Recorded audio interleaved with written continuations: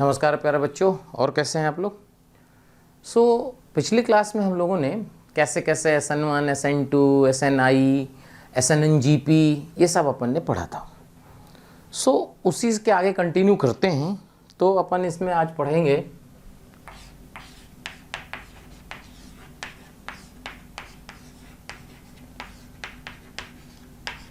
डायएज़ोटाइजेशन reaction. Basically इसमें carbocation की reaction है, इम्पॉर्टेंट है, आ भी जाता है। होता क्या है, इसका जो बेसिक है वो ये है कि जब आप RNH2 में HNO2 और NaNO2HCl की रिएक्शन कराते हो, समझो, बनता है आपका एल्कोहल और N2 गैस रिलीज हो जाती है। इंपॉर्टेंट रिएक्शन है इसलिए बताई जा रही है। तो देखो होता क्या है, वैसे तो एल्काइल हैलाइड का इससे रिलेशन नहीं है, लेकिन इस जरूरत पड़ जाती है इसलिए इसमें बता दी जाती। तो होता क्या है, मैकेनिज्म में क्या होता है, इसमें जो HNO2 है ये है, इसमें H+ का रिएक्शन होता है तो सबसे पहले बनता है NO+, और जो NO+ है वो RNH2 से रिएक्शन करता है। मैकेनिज्म इंपॉर्टेंट नहीं है, तो यहाँ से क्या करना है, N का लोन पेयर इसको कोऑर्डिनेट करेगा, N पॉजिटिव को, यहाँ पॉजिटिव आ जाएगा और ये ऐसे हो जाएगा, ये देखो, क्लियर। इसके बाद क्या होगा, ये H+ निकल के यहाँ गया, क्योंकि यहाँ ऐसे ब्रेक किया, तो यहाँ से RNH N पॉजिटिव और ये OH हो गया। क्योंकि अब N पॉजिटिव का ऑक्टेट इनकम्प्लीट हो गया, तो ये N का जो लोन पेयर है फिर इसको कोऑर्डिनेट कर दिया जाता है, जिससे देखिए क्या मिला, RNH positive double bond NOH।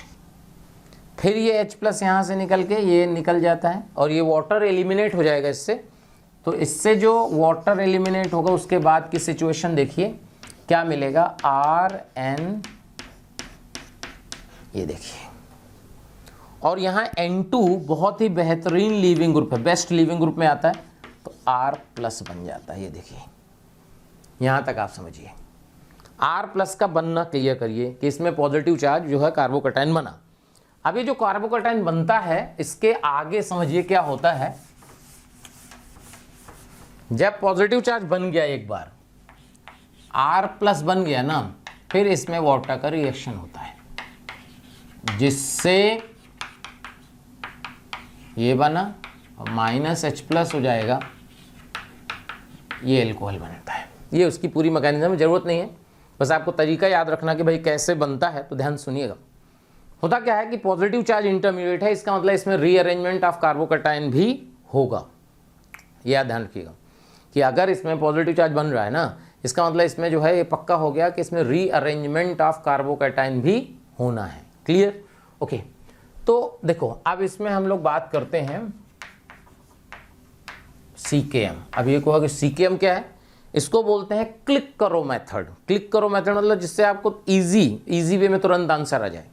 कैसे, क्या होता है कि जैसे आपके पास RNH2 है और इस RNH2 में आप रिएक्शन करा रहे हो NaNO2 की, तो आपको पता है कि एल्कोहल आना है, बट एल्कोहल कौन सा आना है वो समझना है।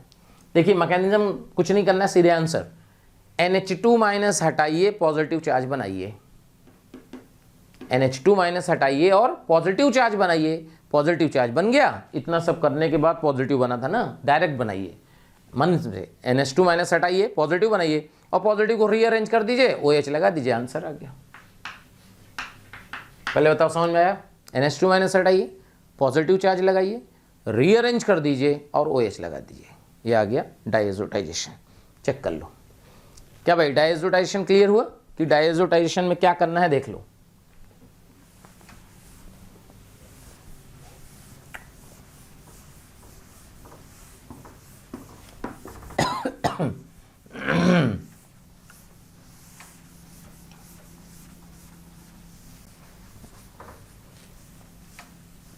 अब इससे देखिए बहुत सारे क्वेश्चन बनाए जा सकते हैं। देखिए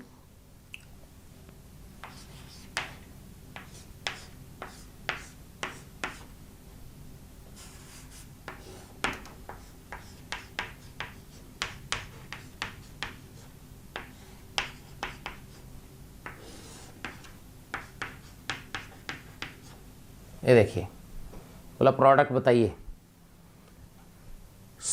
अब इसमें क्या होगा, है तो वही डायजोटाइजेशन ही। देखिए तो अपन अगर अपने तरीके से मैकेनिज्म से आप करिएगा तो बहुत टाइम लगेगा, कुछ नहीं, जो आपको बताया गया वो करिए।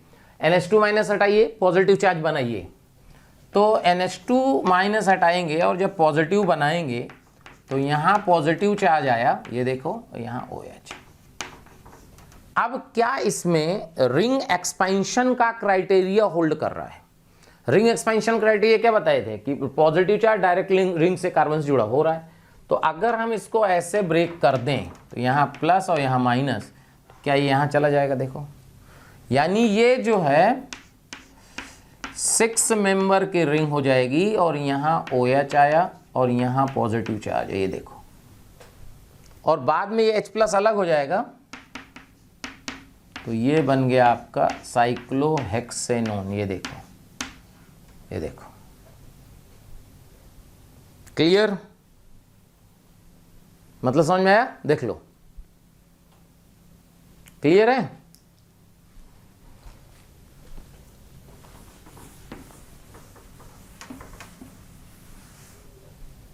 अगर इसी तरह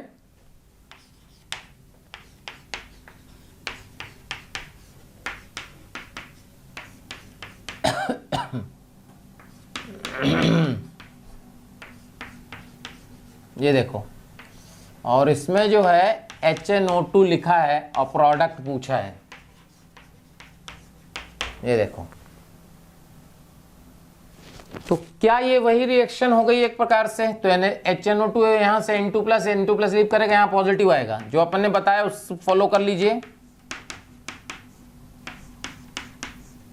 यहां पॉजिटिव आ गया, यहां PH आ गया, देखो क्लियर? अब क्या करें? अब देखो यहां पॉजिटिव रीअरेंज कर सकते हैं, तो यहां पे आपके बगल में PH लगा है, इधर से कोई मतलब नहीं, इधर H है। यहां रीअरेंज CH3 माइग्रेट कर सकता है, H माइग्रेट कर सकता है। माइग्रेटिंग पावर किसका ज्यादा होता है? H का। और H जब माइग्रेट करेगा तो देखिए क्या बनेगा, क्या यहां पॉजिटिव आएगा, यहां CH2PH हो गया, ये देखो क्लियर? और ये पॉजिटिव, ये जो O का लोन पेयर है इसको बैक बॉन्डिंग कर देगा ना, तो O पे पॉजिटिव आएगा और बाद में H+ अलग हो जाएगा। तो -H+ जब अलग होगा तो देखिए क्या मिलेगा,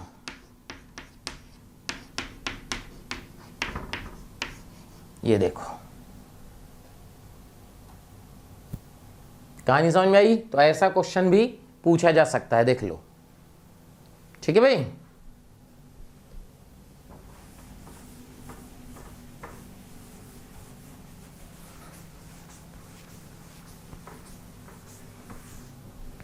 बस ये ध्यान रखना, ये जो डायजोटाइजेशन है, अगर कहीं एरोमेटिक रिंग आ जाए लाइक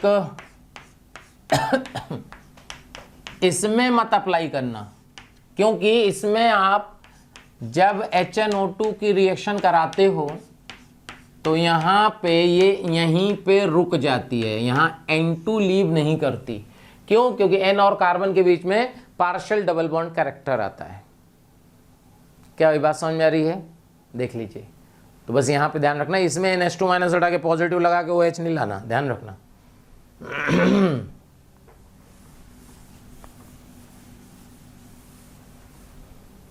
तो अपन ने SN1 पढ़ लिया, SN2 पढ़ लिया, SNI पढ़ लिया, SNNGP पढ़ लिया, कैसे कैसे रिएक्शन होती हैं। क्या भाई ये समझ में आ गया? इसमें तो कोई डाउट नहीं है ना?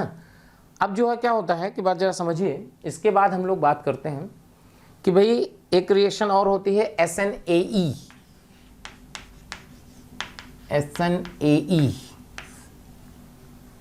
SNAE क्या होती है? ये होता है न्यूक्लियोफिलिक एडिशन देन एलिमिनेशन, मतलब पहले न्यूक्लियोफाइल ऐड होगा फिर एलिमिनेट होगा। तो ये ध्यान रखिएगा, ये जितने भी एसिड डेरिवेटिव हैं, all acid derivative will give SNAE reaction, ठीक है? तो जैसे acid derivative like RCOCl, RCOOCOR, ये है acid halide, acid anhydride, Easter and amide, इस तरह के जो कंपाउंड होते हैं वो SNAE रिएक्शन देते हैं। देखो क्लियर है। सो होता क्या है एग्जैक्टली में कि जब आपके पास RCOG टाइप का कंपाउंड है, ये देखिए G मतलब ये लोन पेयर वाले सब में है।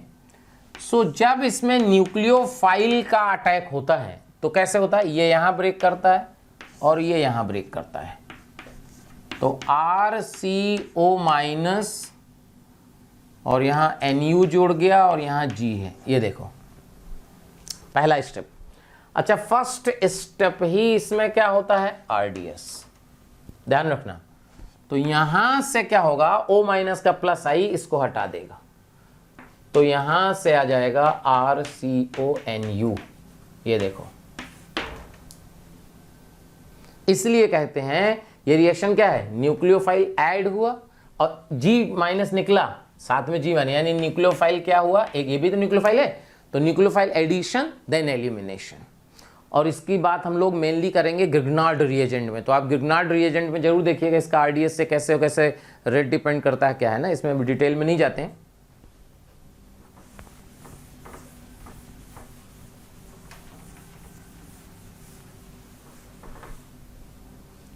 क्लियर है भाई। अब हम लोग बात करते हैं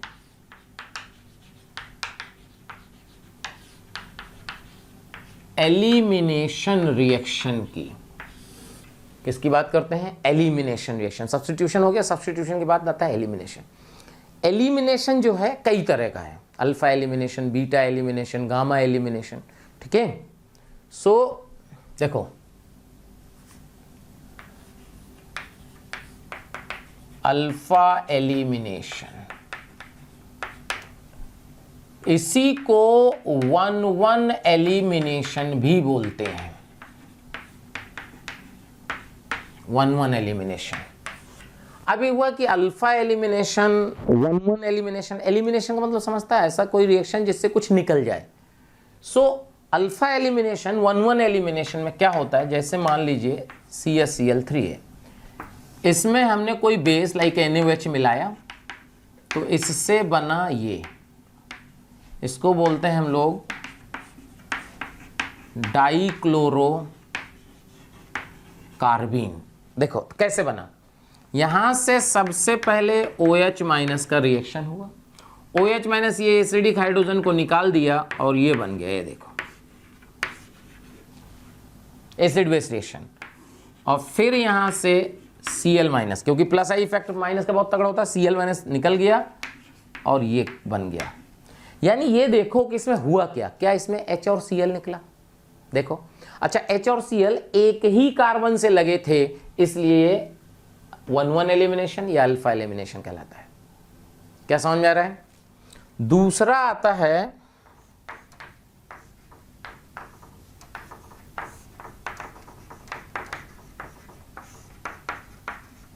1-2 एलिमिनेशन। 1-2 एलिमिनेशन का मतलब कि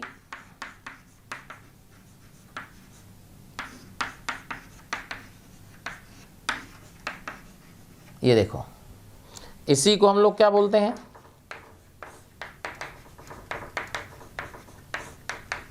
बीटा एलिमिनेशन।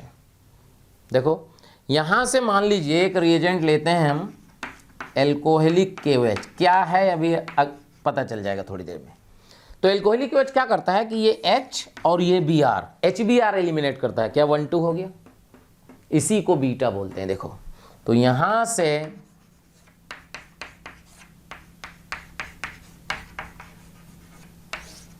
ये देखो ये हो गया 1-2 एलिमिनेशन। 1-2 का मतलब समझ में आ रहा है। 1-2 का मतलब होता है जो लिविंग ग्रुप हैं वो एडजेसेंट कार्बन से जुड़े होने चाहिए। अगर एडजेसेंट कार्बन से जुड़े हैं तो उसे हम 1-2 एलिमिनेशन कहते हैं। क्या भाई कहानी क्लियर है, देख लीजिए। तो 1-1 एलिमिनेशन क्या है, 1-2 एलिमिनेशन क्या है, ठीक है, बात समझ में आ गई भाई, देख लीजिए। तो अपन ने 1-1 एलिमिनेशन और 1-2 एलिमिनेशन समझा। अब क्या होता है 1-3 एलिमिनेशन, जिसको हम लोग गामा एलिमिनेशन कहते हैं।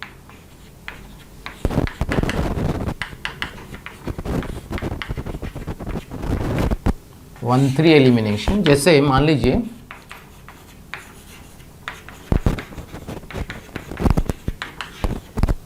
इसमें अगर हम जिंक हीट कर दें तो ये बन जाता है। तो देखिए 1 2 3, 1 और 3 से एलिमिनेट हुआ तो ये 1-3 एलिमिनेशन हो गया। तो 1-1 एलिमिनेशन क्या होता है, 1-2 एलिमिनेशन क्या होता है, 1-3 एलिमिनेशन क्या होता है, ये आपको बात समझ में आ जानी चाहिए। अब हम लोग बात करते हैं, देखिए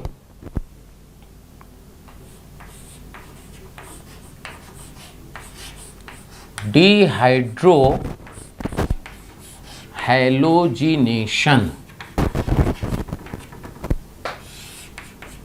डिहाइड्रो, डी का मतलब होता है निकलना, हाइड्रो मतलब हाइड्रोजन, और हैलोजन मतलब हैलोजन, आपको समझ में आ रहा है। तो डिहाइड्रो हैलोजिनेशन का मतलब H और X का एलिमिनेशन। तो इसमें दो प्रकार के अपन पढ़ेंगे, E1 और E2। सो सबसे पहले हम लोग बात करते हैं E1। E1 क्या बताया था, यूनिमोलिकुलर एलिमिनेशन रिएक्शन।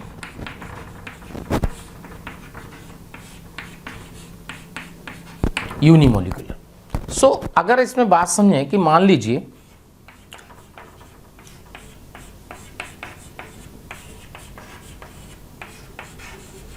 ये कंपाउंड है, अगर आपको याद हो जब अपन ने SN1 पढ़ा था, इसमें वाटर का रिएक्शन कराया था, याद आ रहा है, और वाटर से रिएक्शन करा के ये हाइड्रोलाइसिस ऑफ एल्काइल हैलाइड होता है, और इसी को हम लोग क्या बोल देते हैं, सॉल्वोलाइसिस। क्या बोल देते हैं, सॉल्वोलाइसिस। सॉल्वोलाइसिस का मतलब क्या पता है, सॉल्वोलाइसिस का मतलब होता है कि अगर सॉल्वेंट ही न्यूक्लियोफाइल का काम करे, अगर सॉल्वेंट, जैसे यहाँ सॉल्वेंट क्या है, वाटर, अगर सॉल्वेंट यानी वाटर ही न्यूक्लियोफाइल का काम कर रहा है तो उसको हम सॉल्वोलाइसिस कहते हैं। और ये SN1 है, क्या है, SN1। अब ये हुआ कि यार SN1 समझ में आ गया। अब ये समझें कि अगर यहाँ पे वाटर ही है, बस फर्क इतना है कि यहाँ हीट कर दिया गया है, तो यहाँ से जो प्रोडक्ट बनेगा वो ये बन जाता है, आइसोब्यूटीन बोलते हैं इसको। क्या बोलते हैं,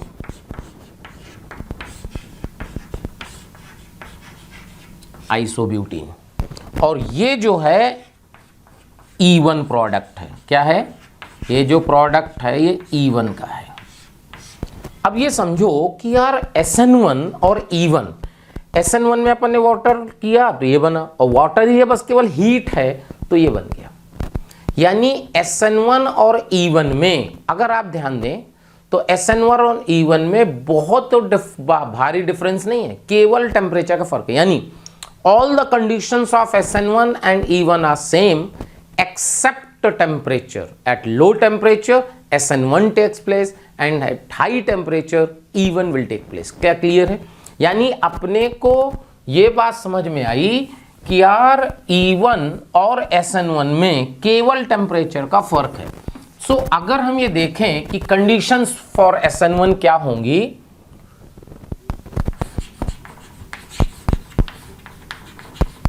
कंडीशंस फॉर SN1 तो हो ही चुका था, कंडीशन फॉर E1, तो हम क्या कहेंगे, all the conditions of SN1 and E1 are same except temperature. अभी हुआ कि कंडीशन लिख लोगे, सारी कंडीशन वही है, ऑल द, यानी कि मैकेनिज्म अगर थोड़ा सा बता दें तो मैकेनिज्म थोड़ा सा और आइडिया लग जाएगा।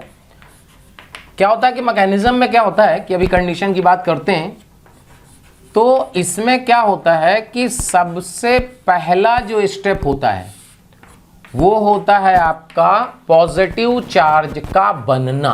किसका होता है भाई, पॉजिटिव चार्ज का बनना। यहां पे अलग हो गया और इसको प्रोटिक सॉल्वेंट क्या करेगा, सॉल्वेट करके अलग कर देगा। तो E1 का पहला स्टेप है कार्बोकैटायन का बनना, और यही इसका क्या होता है, RDS। क्या होता है, RDS। अगर रेट डिटरमाइनिंग स्टेप है, यानी केवल इस पे डिपेंड करता है रेट। रेट जो हुआ वो हुआ एक प्रकार से K और RX। यूनिमोलिकुलर क्यों, क्योंकि RDS की मोलिकुलरिटी 1 है। अगर ओवरऑल रिएक्शन की मोलिकुलरिटी पूछे तो डिफाइंड नहीं होगी, बिकॉज कॉम्प्लेक्स रिएक्शन की मॉलिक्यूलरिटी डिफाइंड नहीं होती, लेकिन कॉम्प्लेक्स रिएक्शन के हर एक स्टेप की मॉलिक्यूलरिटी डिफाइंड होती है। E1 का कतई मतलब ये समझिएगा कि ओवरऑल रिएक्शन की मॉलिक्यूलरिटी 1 है ना। E1 का मतलब है कि जो रेट डिटरमाइनिंग स्टेप है उसकी मॉलिक्यूलरिटी 1 है और ऑर्डर 1 है। क्या भाई बात समझ में आ रही? तो ये हो गया पहला स्टेप। दूसरा स्टेप जो होता है वाटर के साथ हीट होता है। देखो वाटर के साथ जब हीट है तो एक्चुअली में क्या होगा कि जब आप वाटर अगर न्यूक्लियोफाइल की तरह अटैक करेगा, जैसे SN1 में बता हीट है तो फिर अलग हो जाएगा, तो इसलिए वाटर अटैक करने वाला पार्ट तो यहां हो ही नहीं सकता, क्योंकि वाटर लिविंग ग्रुप भी है ना भाई। तो अगर वाटर अटैक किए और हाई टेम्परेचर है तो वाटर हटा देगा, इसलिए ये नहीं हो पाएगा। तो यहां से क्या होता है कि वाटर यहां एज अ बेस का काम करता है, और यहां पॉजिटिव के बगल वाला H, तीनों सेम है, कहीं से निकाल दो, यहां से H निकाल लेता है और ये बना देता है। क्या कहानी क्लियर हो रही है? ये देखिए, यानी E1 में या एलिमिनेशन में टेम्परेचर ज्यादा जरूरत पड़ती है, क्योंकि इसमें ज्यादा बॉन्ड आपको ब्रेक करने पड़ते हैं, इसलिए यहां थोड़ा सा टेम्परेचर की जरूरत पड़ती है। तो E1 और SN1 की सारी condition, nature of alkyl halide अगर अपन बात करें, कंडीशन क्या होगा? पहला था nature of alkyl halide, nature of alkyl halide. Nature of alkyl halide क्या था? याद करो जल्दी से। नेचर ऑफ एल्काइल हैलाइड था 3 degree RX, 2 degree RX, 1 degree RX। याद करो क्यों? Stability of carbocation. यहां because rate of reaction directly proportional होगा स्टेबिलिटी ऑफ कार्बोकैटायन के।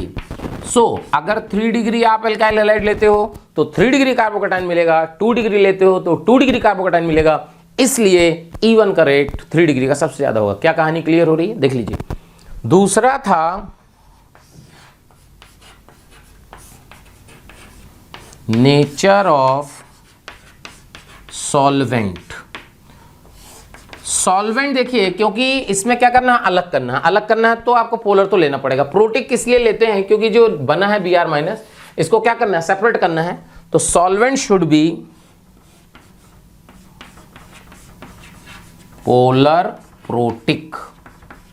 सारी हमने बोला ना, सारी कंडीशन सेम है। क्लियर? तो ये बात समझ में आ गई, दो कंडीशन क्लियर हो गई।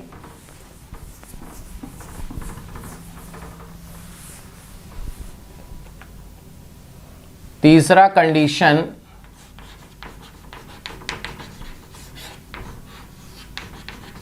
Leaving group. So leaving group क्या कहेंगे? Better the leaving group more will be the reaction, यानी Ri का रेट सबसे ज्यादा होगा, then RBr, then RCl, then RF। देखो Ri, RBr, RCl क्यों? Leaving tendency, leaving order. Leaving order किसका ज्यादा है?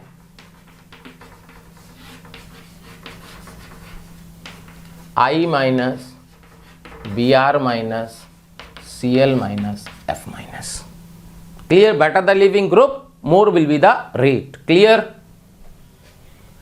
फोर्थ अगर अपन बात करें, देखिए ध्यान सुनिएगा, नेचर ऑफ द बेस, क्योंकि इसमें न्यूक्लियोफाइल नहीं है। नेचर ऑफ द बेस, अगर नेचर ऑफ द बेस की बात करें तो base should be mild.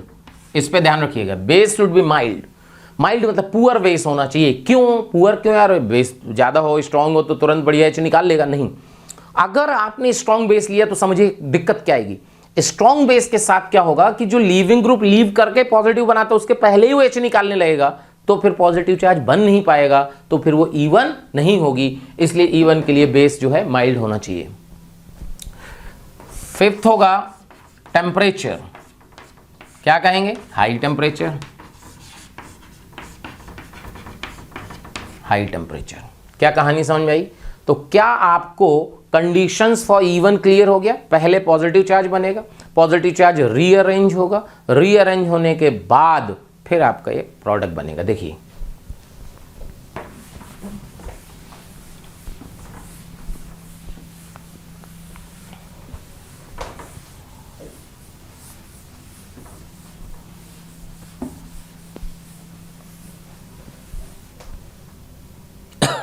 Clear? जैसे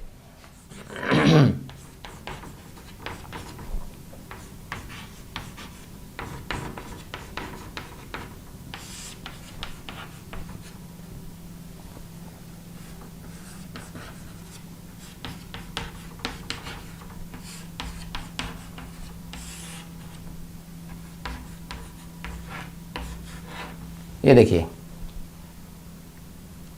क्लियर? अब इसमें क्वेश्चन बनाया जाए। देखिए क्वेश्चन क्या है, बोला फाइंड टोटल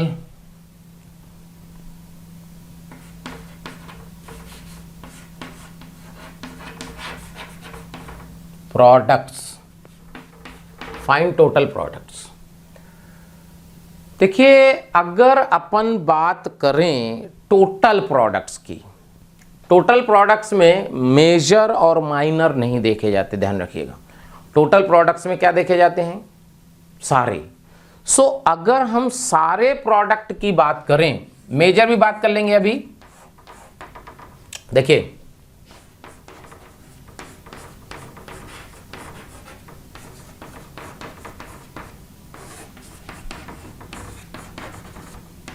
क्या कहानी क्लियर हो रही है? पहला तो ये आएगा, देखिए वाटर के साथ हीट है तो E1 है पक्का, तो Cl माइनस अलग हुआ, पॉजिटिव चार्ज आया।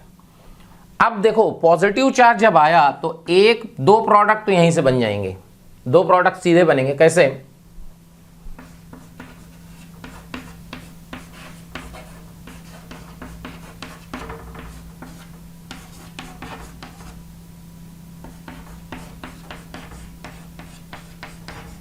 एक ये आएगा और दूसरा जो आएगा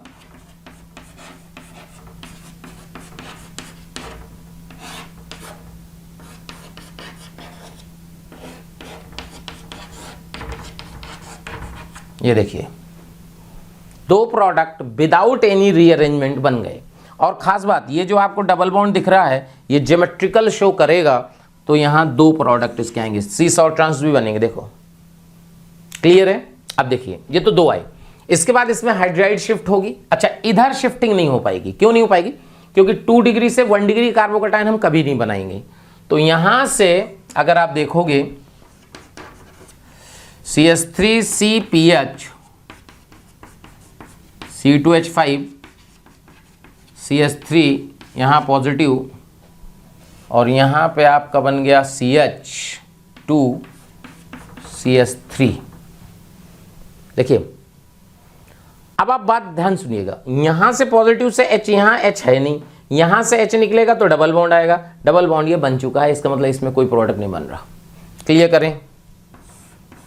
कोई डाउट नहीं होना चाहिए। देख लो यहां 1 2 होता है ना भाई, यहां से H है नहीं है तो बनेगा नहीं, यहां से H निकालोगे तो ये बन चुका है, तो वही आंसर आ जाएगा, इसका मतलब इसमें बेकार है। अब यहां देखो ये 3 डिग्री जरूर है, अब इसमें से क्या माइग्रेशन हो सकता है? अगर स्टेबिलिटी बढ़ रही हो, अगर स्टेबिलिटी बढ़ रही हो तो फिर ये शिफ्टिंग हो जाएगी। चेक करो, अब ये हुआ कि शिफ्टिंग कराएं किसकी? 3 ग्रुप है भाई, 3 ग्रुप हैं, तो शिफ्टिंग किसकी होगी? तो अगर हम ये देखें कि भाई शिफ्टिंग किसकी होगी, तो आपको बताया गया था शिफ्टिंग हमेशा उसी की होती है जिसके निकलने से स्टेबिलिटी बढ़ रही हो। सो अगर पीएच की आप शिफ्टिंग करा दोगे तो ये स्टेबिलिटी घट जाएगी। यहां CH3 और इथाइल में C2H5 अगर माइग्रेट हो जाए, C2H5 माइग्रेट हो जाए तो इसकी स्टेबिलिटी सबसे ज़्यादा बढ़ेगी, क्योंकि पीएच भी रहेगा, CH3 में अल्फा हाइड्रोजन ज़्यादा है, यहाँ 2 अल्फा हाइड्रोजन, यहाँ 3 अल्फा हाइड्रोजन। अच्छा खास बात, जब ये यहाँ आएगा क्योंकि sp2 हाइब्रिडाइज्ड है तो ये C2H5 माइनस ऊपर नीचे दोनों से आएगा, कायरल सेंटर जनरेट कर देगा, यानी कि देखिएगा यहाँ पॉजिटिव आएगा,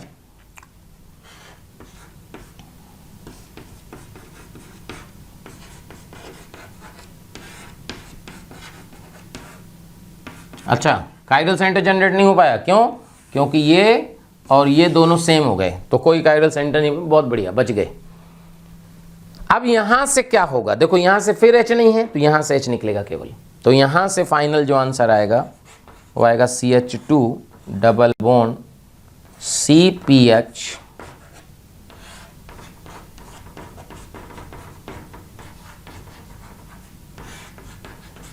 और इसमें केवल सिंगल पॉसिबिलिटी आएगी। तो टोटल प्रोडक्ट कितने हो जाएंगे, एक ये हो गया, दो ये हो गए और एक वहां से हो गया। तो टोटल जो प्रोडक्ट आएंगे वो कितने हो गए, 4। ये देखो, क्लियर है भाई। ये देखो, अगर ये कायरल हो जाता तो प्रोडक्ट अलग आ जाते।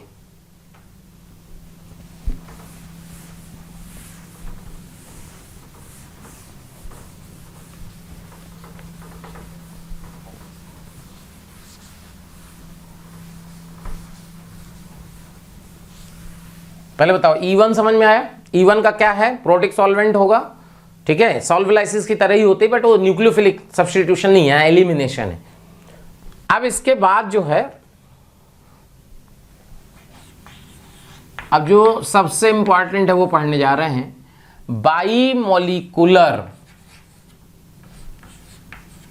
डिहाइड्रोहैलोजिनेशन।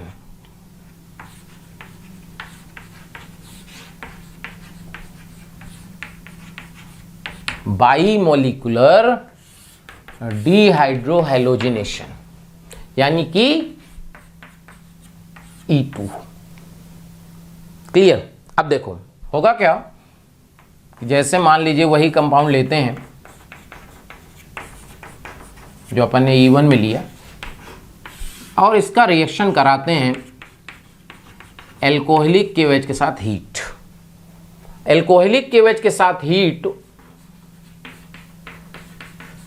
प्रोडक्ट बनेगा ये। प्रोडक्ट भी वही है। अब देखिए मैकेनिज्म में फर्क है। मैकेनिज्म इसकी क्या होती है,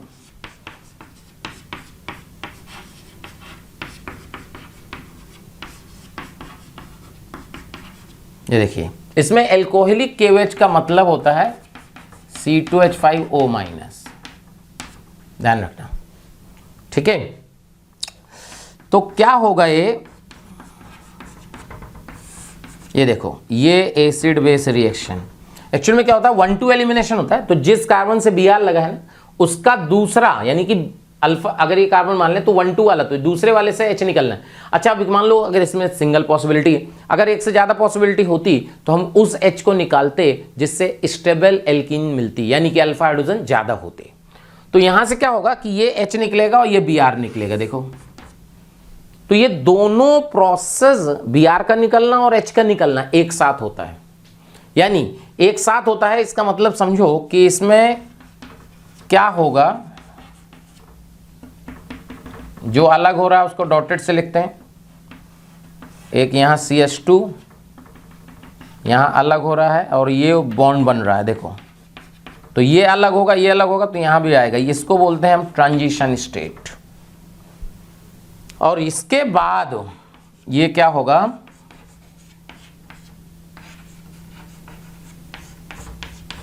ये तैयार हो जाएगा। खास बात इसमें होता है कि जो लीविंग ग्रुप है, दो लीविंग ग्रुप हैं Br और H, ये जो Br और H लीविंग ग्रुप हैं ये हमेशा एक दूसरे के अपोजिट होते हैं। इस बात का ध्यान रखिएगा। यहां पे जो Br और H लीविंग ग्रुप हैं, E2 की खास बात, E2 को हम एंटी एलिमिनेशन भी बोलते हैं। क्या बोलते हैं, एंटी एलिमिनेशन।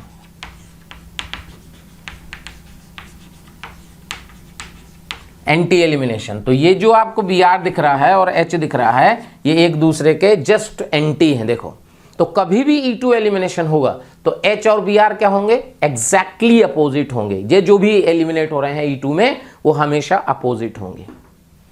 क्लियर। तो इसमें क्या हुआ कि एक ही साथ एसिड बेस भी हुआ और लीव भी किया। इसका मतलब इसका जो रेट ऑफ रिएक्शन होता है ना, वो होता है KRX यानी एल्काइल हैलाइड और साथ में बेस, क्योंकि पहला स्टेप ही RDS है, दूसरा तो है ही नहीं स्टेप, ट्रांजिशन स्टेट है।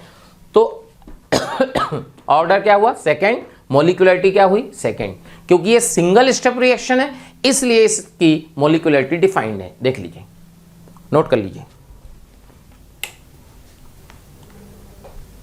क्या भाई कहानी क्लियर हुई, देख लीजिए।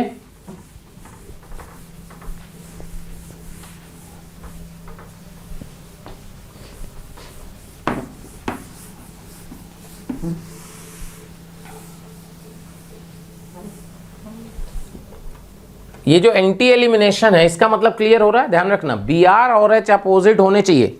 अच्छा एल्कोहलिक KOH देखो ध्यान सुनना,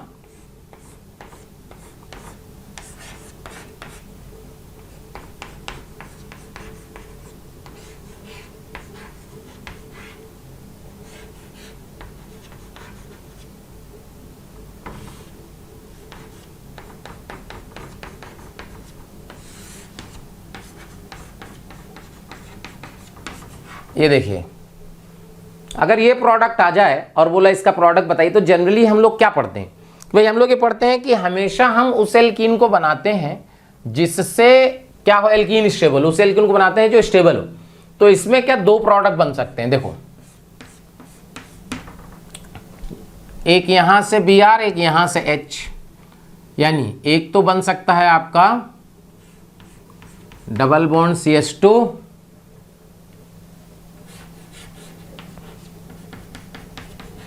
एक, ये दूसरा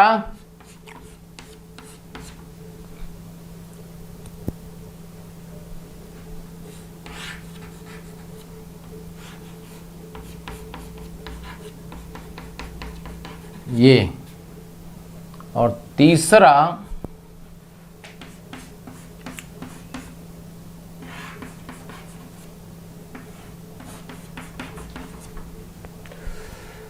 देखिए यहां से Br तो यहां से H, तो ये बन गया, यहां का Br तो यहां का H, ये बन गया, यहां का Br और यहां का H, ये वाला H, तो ये बन गया।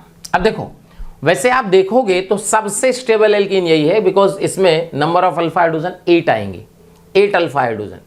इसमें अल्फा हाइड्रोजन कितने हैं चेक कर लो, जैसे 1 और 3 है, इसमें कितने हैं 5 2 7 1 8 है, देखो नहीं 3 2 5 1 6 है, क्लियर। इसमें 6 अल्फा हाइड्रोजन है, इसमें आपके 2 और 1 3 अल्फा हाइड्रोजन है, और इसमें आपके जो है 3 3 6 2 8 3 3 6, यहाँ 2 और यहाँ 2, 10 अल्फा हाइड्रोजन है भाई, ये देखो चेक करो। तो यानी 10 अल्फा हाइड्रोजन सबसे स्टेबल प्रोडक्ट ये होना चाहिए, लेकिन ये आंसर में बनेगा ही नहीं, देख लो। अरे सबसे स्टेबल तो यही था, ध्यान सुनिए, ध्यान से इंपॉर्टेंट है, इसलिए Br यहां वेज पे है, Br कहां है वेज पे, तो वेज का अपोजिट क्या होता है डैश, वेज का अपोजिट क्या होता है डैश, यानी वही हाइड्रोजन निकलेगा जो डैश में हो, और यहां हाइड्रोजन तो वेज में है, ये कभी नहीं निकलेगा, हो गई नहीं रिएक्शन। इसका मतलब यहां से निकल सकता है, यहां से निकल सकता है, तो मेजर प्रोडक्ट ये होगा, ये देखो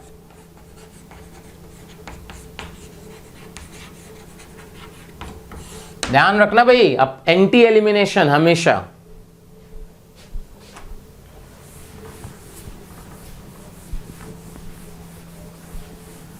इसमें कोई कार्बोकैटायन का फॉर्मेशन नहीं होता, यानी ऐसे सोचें कि यार ये कैसे पता चलेगा कि E1 है कि E2 है, तो फॉर E2 सबसे इंपॉर्टेंट चीज जो आपको याद होना चाहिए, for E2 base should be strong, ये देखो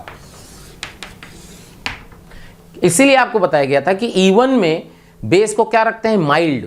अच्छा माइल्ड बेस क्यों रखते हैं, माइल्ड बेस रखने का सीधा सा लॉजिक ये था कि माइल्ड बेस हम लोग इसलिए रखते हैं क्योंकि क्या होता है कि माइल्ड बेस की प्रेजेंस में पहले कार्बोकैटायन बन जाता है, फिर H अलग होता है। अगर स्ट्रॉन्ग बेस ले लिए तो स्ट्रॉन्ग बेस को तो क्या होती है जल्दी होती है H निकालने की, तो पहले ही वो H निकालने लगेगा, तो इससे E2 हो जाएगा और E1 नहीं होगा। देख लीजिए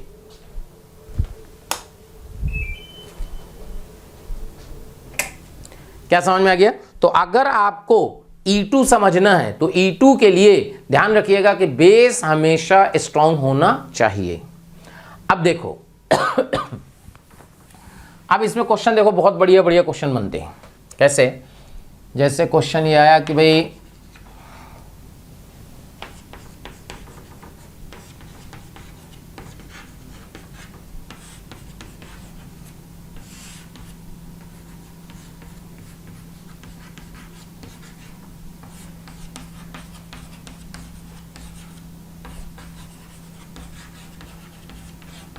ये देखिए पॉसिबल प्रोडक्ट्स, देखिए सो पॉसिबल प्रोडक्ट्स क्या होंगे, देखिए ये बी आर है, कोई रीअरेंजमेंट कार्बोकेटाइन कुछ तो बनना है नहीं क्योंकि ये एल्कोहलिक KOH हीट, तो यहां से बी आर और यहां से H डबल बॉन्ड, यहां से बी आर, यहां से, यानी कि पॉसिबिलिटी देखिए क्या आया,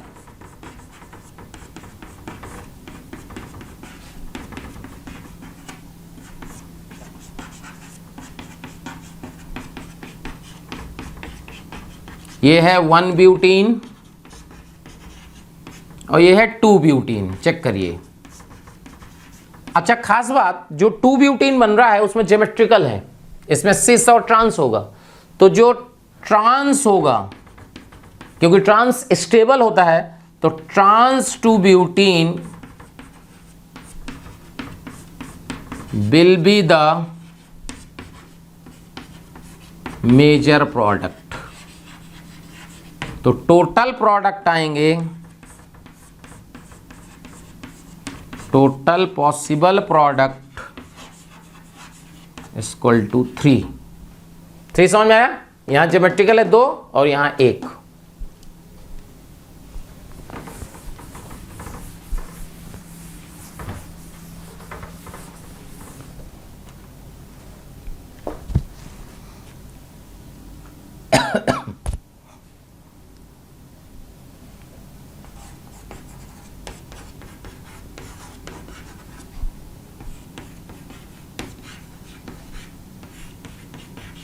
मान लीजिए एक है क्वेश्चन, देखिए ध्यान समझिएगा, और इसमें जो है एक तो आपका लिखा है एल्कोहलिक KOH हीट और दूसरा लिखा हुआ है टर्शरी ब्यूटॉक्साइड हीट। ध्यान से, इंपॉर्टेंट कॉन्सेप्ट है। कभी भी आप एल्कोहलिक KOH हीट लेते हो तो हमेशा वो प्रोडक्ट बनाते हो जहां से स्टेबिलिटी ऑफ एल्कीन ज्यादा आ रही हो, तो इसका जो मेजर प्रोडक्ट आएगा, हम केवल मेजर की बात कर रहे हैं, ये इसका मेजर आएगा, मेजर प्रोडक्ट। क्लियर करें। जब आप टर्शरी ब्यूटॉक्साइड लिए, टर्शरी ब्यूटॉक्साइड क्या पर्पज है इसका, जब कभी आप स्ट्रॉन्ग बेस लोगे और बल्की बेस लोगे, स्ट्रॉन्ग बेस के साथ साथ क्या हो जाए, बल्की बेस। बल्की बेस अगर हो जाए, समझिए, अगर आपका बल्की बेस हो जाए, लाइक ये हो गया, LDA हो गया ना, तो अगर बल्की बेस लोगे तो हमेशा, क्योंकि ये खुद बल्की है, तो ये भीड़ भाड़ में नहीं जाएगा, रिपल्शन हो जाएगा। तो in case of bulky base, deprotonation, deprotonation मतलब H का निकलना, deprotonation always takes place at less steric hindered carbon.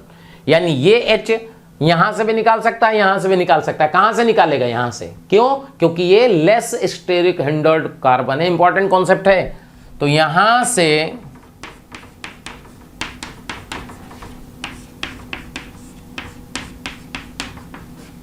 देखिए, और इसको बोलते हैं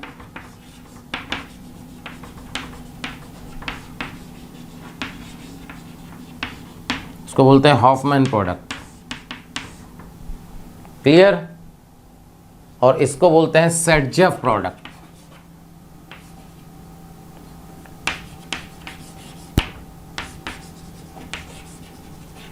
Saytzeff product, Hofmann product. Saytzeff product का मतलब क्या होता है? सेटजेफ प्रोडक्ट का मतलब होता है सिंपल, कि जहां नंबर ऑफ अल्फा हाइड्रोजन ज्यादा हो वो सेटजेफ प्रोडक्ट होता है। हॉफमैन प्रोडक्ट जहां लेस स्टेरिकली हिंडर्ड, यानी कि नंबर ऑफ अल्फा हाइड्रोजन कम हो। देख लीजिए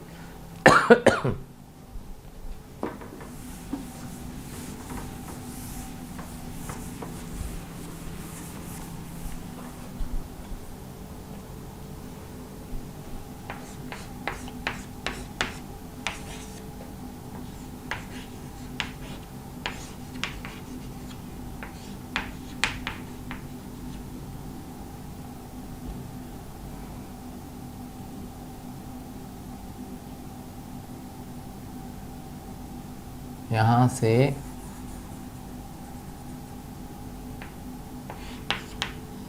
एक मिनट,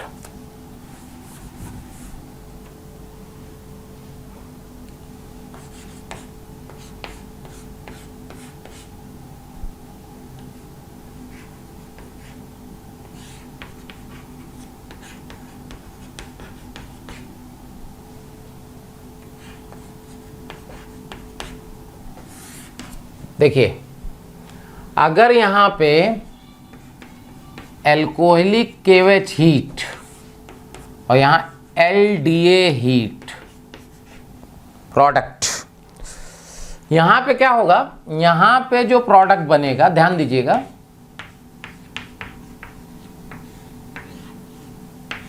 ये बन जाएगा इथाइल, और यहां पे जो प्रोडक्ट बनेगा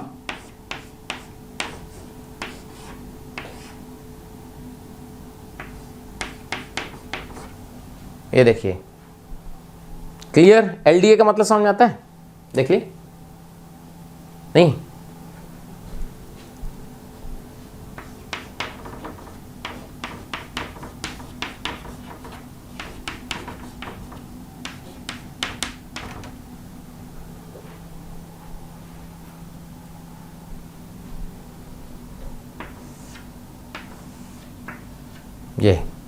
ये देखिए LDA, लिथियम डाइआइसोप्रोपाइलेमाइड, देखिए होल्ड वाइस है ये, क्लियर। 3 वैलेंसी होनी चाहिए ना भाई, हाँ ठीक है, क्लियर करो। ये है LDA, बल्कि बेस है, बस याद रखना कि LDA इज अ बल्कि बेस, क्लियर, समझ में आया।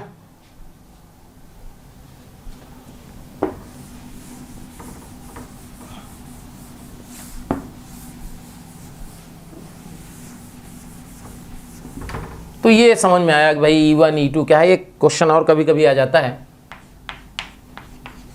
C2H5Cl में एल्कोहलिक KOH लिखा है बस, और मेजर प्रोडक्ट पूछा है।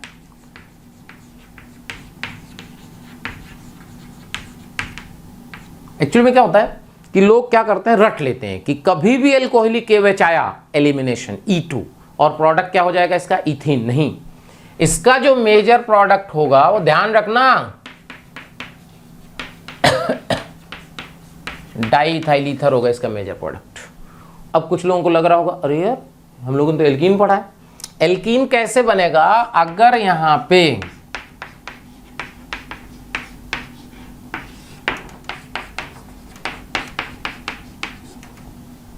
ऐसा क्यों, देखो होता क्या है कि ये 1 डिग्री एल्काइल हैलाइड है। अच्छा SN2 में क्या चाहिए था, स्ट्रॉन्ग न्यूक्लियोफाइल, जो स्ट्रॉन्ग बेस है ना वो स्ट्रॉन्ग न्यूक्लियोफाइल भी है। तो अगर ये C2H5O माइनस स्ट्रॉन्ग बेस है, स्ट्रॉन्ग बेस के साथ साथ स्ट्रॉन्ग न्यूक्लियोफाइल है, ये 1 डिग्री है। अगर 1 डिग्री है तो 1 डिग्री में E2 सबसे कम होगा और SN2 सबसे ज्यादा होगा, इसलिए प्रोडक्ट किसका है, SN2 का प्रोडक्ट है, SN2 रिएक्शन है। और अगर हीट कर दिए तो ये E2 हो गया, ध्यान रखना।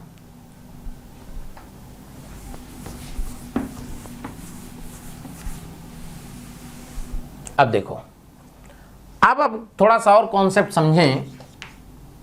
कभी कभी इस तरह क्वेश्चन आ जाता है,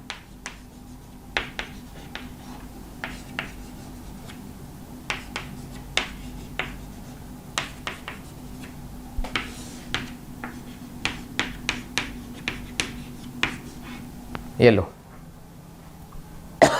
अब देखो जब कभी फिशर प्रोजेक्शन बना के E2 कराए तो इसका मतलब जानते हो क्या होता है, इसका मतलब ये है कि सिस बनेगा कि ट्रांस बनेगा, ये पूछना चाह रहा है।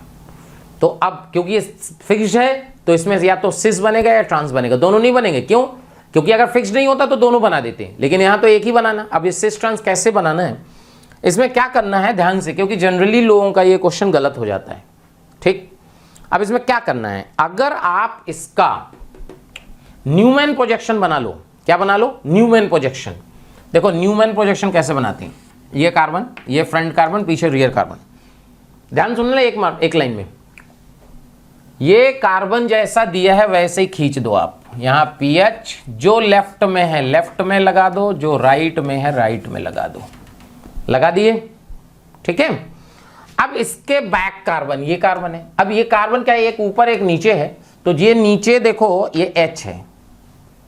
अब क्या करना है, अगर ये दोनों सेम साइड ऐसे होते, क्योंकि एक अपोजिट है, अगर ये दोनों ऐसे होते सॉहर्स प्रोजेक्शन में, तो फिर जो लेफ्ट का लेफ्ट, राइट का राइट लगा देते। लेकिन क्योंकि एक अपोजिट है तो यहां पे क्या करो, इनकी पोजीशन बदल दो। जो राइट में है उसे लेफ्ट में लिख दो और जो लेफ्ट में है उसे राइट में लिख दो। ये देखो ये तरीका है। क्लियर? अब एलिमिनेट क्या कराना है तुम्हें? एच और बी आर। चेक करो एच और बी आर कहाँ है। ये एच है और ये आपका बी आर है, इन्हें एलिमिनेट कराना है। अच्छा एलिमिनेट कराएंगे कैसे? एंटी होने चाहिए। क्यों? एल्कोहलिक KOH E2 है तो एच और बी आर क्या होने चाहिए? एंटी। तो एच और बी आर अगर एंटी होने चाहिए तो क्या करो, एक को फिक्स कर लो, किसी तुम्हारी मर्जी, तो इससे कोई फर्क नहीं पड़ता किसको फिक्स करो। मान लो इसको फिक्स किए, इसको फिक्स किए तो ऐसे घुमा दो जिससे एच और बी आर अपोजिट हो जाए। तो अगर इसको हम क्लॉकवाइज 120 डिग्री घुमा दें, देखो ध्यान से देखना, ये PH, ये CH3, ये Br, ये तो फिक्स है।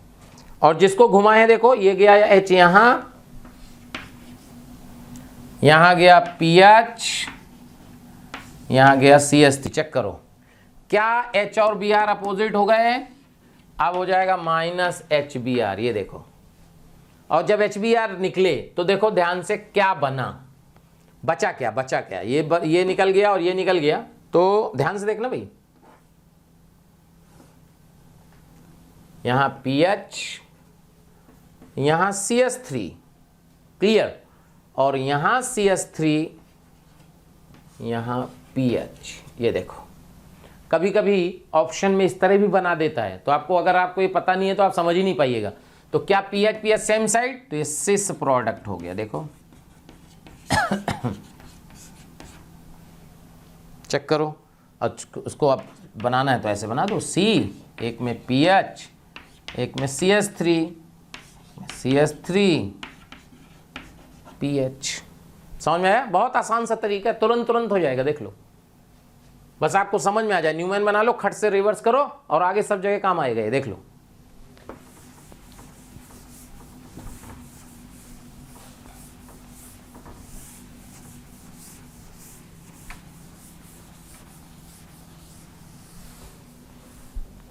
तो क्या भाई E2 समझ में आ गया? अब हम लोग जो है बात जरा समझिए, ये तो समझ में आ गया E2 यानी डीहाइड्रोहेलोजिनेशन। अब हम लोग बात करेंगे डीहाइड्रोहेलोजिनेशन ऑफ डाइहैलाइड।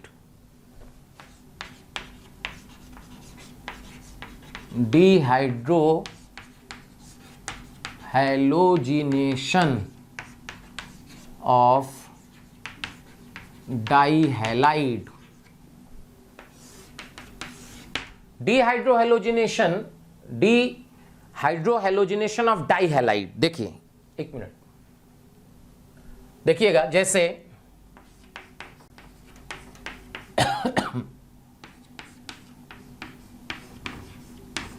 ये पता है, इसको बोलते हैं जेम डाइहैलाइड। क्या बोलते हैं? जेम डाइहैलाइड। जेम का मतलब समझते हो? एक ही कार्बन से 2 Cl लगे हो, जेम। और दूसरा होता है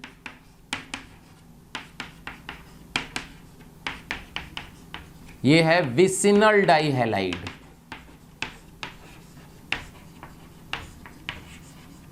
विसिनल डाइहैलाइड। तो जेम और विसिनल दोनों का हम लोग डिहाइड्रोहेलोजिनेशन समझेंगे। देखिए सबसे पहले जेम का समझते हैं।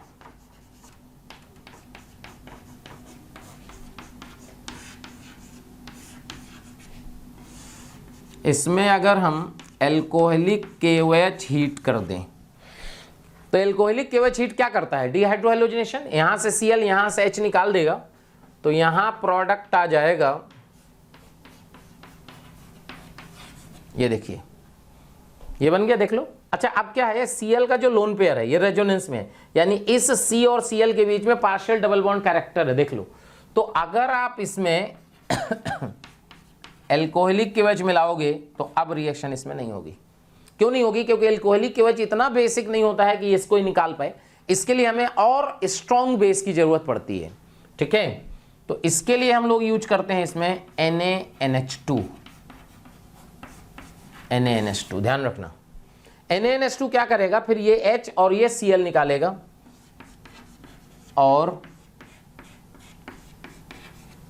क्योंकि NaNH2 बहुत तगड़ा बेस था तो हो सकता है कि आपको प्रोडक्ट जो है ये दिया हो।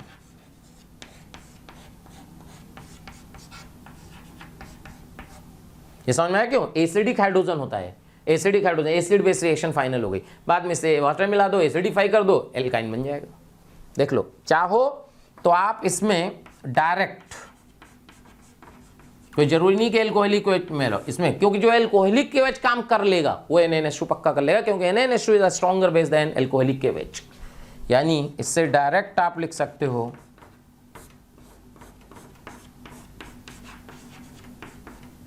ये देखिए, अगर डायरेक्ट लिखोगे तो कितना मोल NaNH2 लगा होगा? 3 मोल।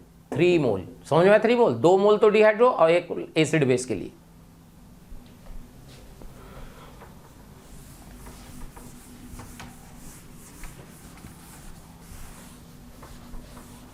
यानी अगर डाई हैलाइड का डीहाइड्रो हेलोजिनेशन आप कराइएगा तो क्या मिलेगा आपको? एल्काइन। और देखो विसनल का भी दिखा दें।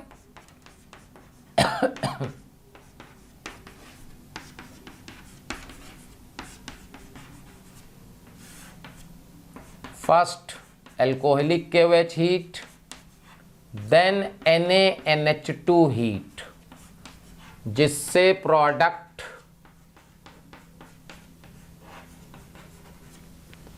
समझ में आया? यहां से Cl, यहां से H डबल बॉन्ड, फिर यहां का Cl, यहां का H ट्रिपल बॉन्ड। और अगर इसमें डायरेक्ट NaNH2 हीट कर देते तो डायरेक्ट बन जाता। इसमें 2 मोल लगेंगे क्योंकि इसमें एसिड बेस हुई नहीं है। एसिड बेस के लिए एसिडिक हाइड्रोजन क्या होता है? टर्मिनल एल्काइन, नंबर 1 पे ट्रिपल बॉन्ड हो, तब देख लीजिए।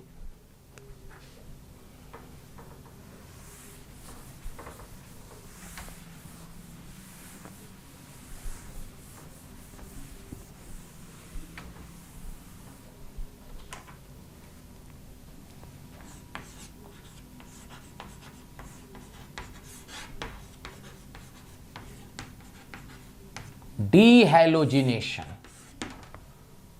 डीहैलोजिनेशन का मतलब समझ में आया? डीहैलोजिनेशन का मतलब होता है हैलोजन का निकलना, हैलोजन का एलिमिनेशन। तो देखिए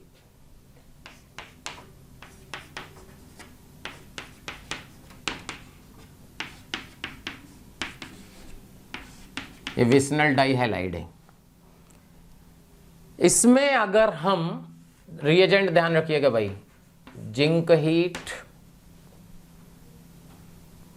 सो प्रोडक्ट बनेगा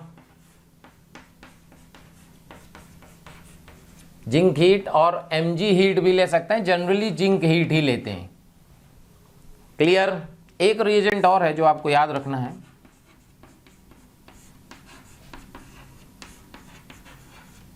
NaI एसीटोन। इससे भी प्रोडक्ट सेम बनता है, मैकेनिज्म में थोड़ा सा डिफरेंस है। ये देखिए डीहैलोजिनेशन, दोनों Cl निकल गए, डबल बॉन्ड आ गया। क्लियर? अब देखो दोनों की थोड़ी सी मैकेनिज्म बता दें।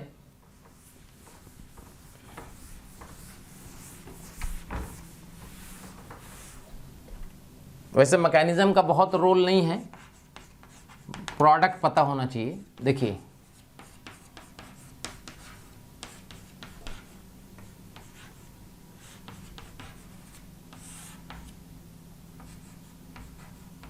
जिंक पहले क्या करेगा? Zn +2 इलेक्ट्रॉन में टूटता है। क्लियर? देखिए सो यहां क्या होगा कि जो 2 इलेक्ट्रॉन आए, क्लियर है भाई? जो 2 इलेक्ट्रॉन आए वो क्या करते हैं, कैसे होता है?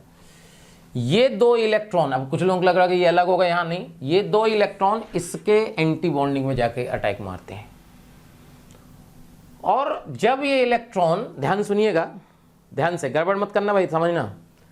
जब ये इलेक्ट्रॉन यहां गए, 2 इलेक्ट्रॉन, ये Cl- अलग हुआ, तो Cl- अलग हुआ तो 1 इलेक्ट्रॉन बच गया होगा। Cl- 2 इलेक्ट्रॉन मिले तो 2 निगेटिव आया, और खट से Cl- अलग हुआ, तो जब ये Cl- अलग हुआ तो यहां निगेटिव आ गया, और निगेटिव आते ही ये Cl- अलग हुआ तो यहां पॉजिटिव आ गया, पॉजिटिव निगेटिव डबल बॉन्ड बन गया। बस इतनी सी मैकेनिज्म है इसकी, ध्यान रखना बस, बहुत कुछ नहीं है मैकेनिज्म में। ये देखो ये इलेक्ट्रॉन यहां नहीं आते, ये इलेक्ट्रॉन इसमें जाते हैं। देखो और देखो,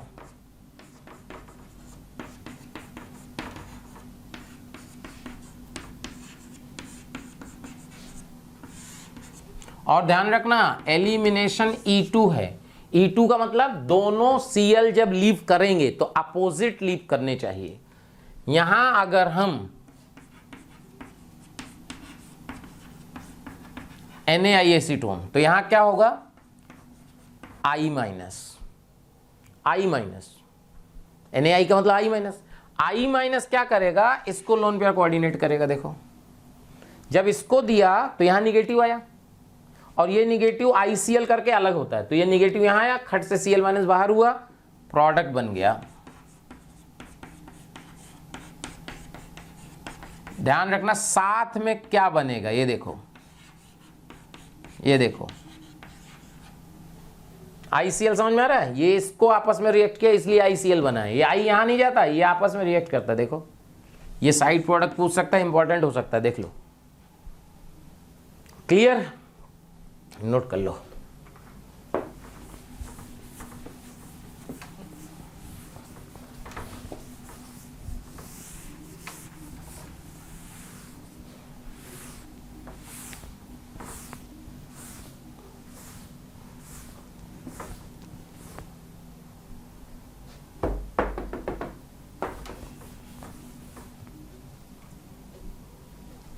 आगे बात समझिए। अगर मान लीजिए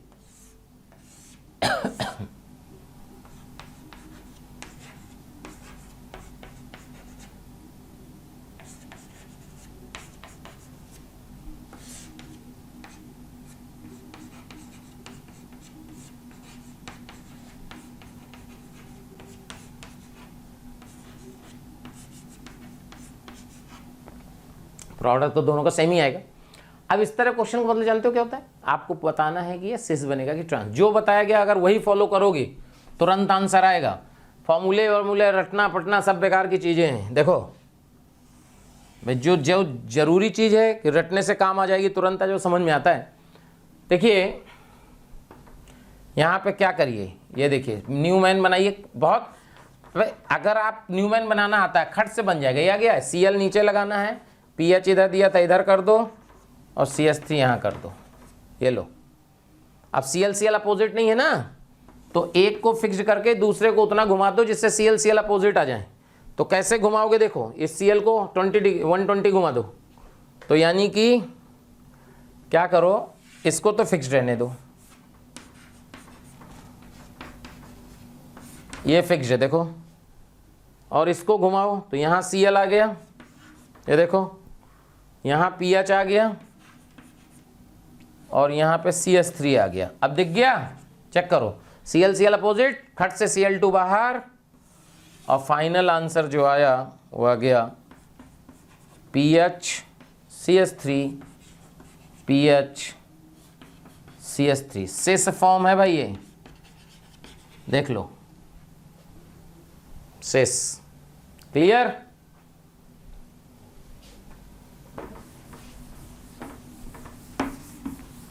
एक ट्रांस का भी बता देते हैं, ट्रांस कैसा दिखेगा।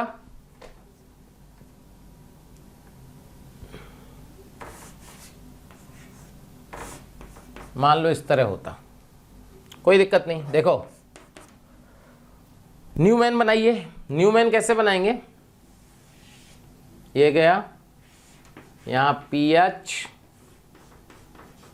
यहाँ CH3, यहाँ Cl। देखो इधर आप क्या करिए, इधर लाइए CH3, इधर PH और इधर Cl, ये लो।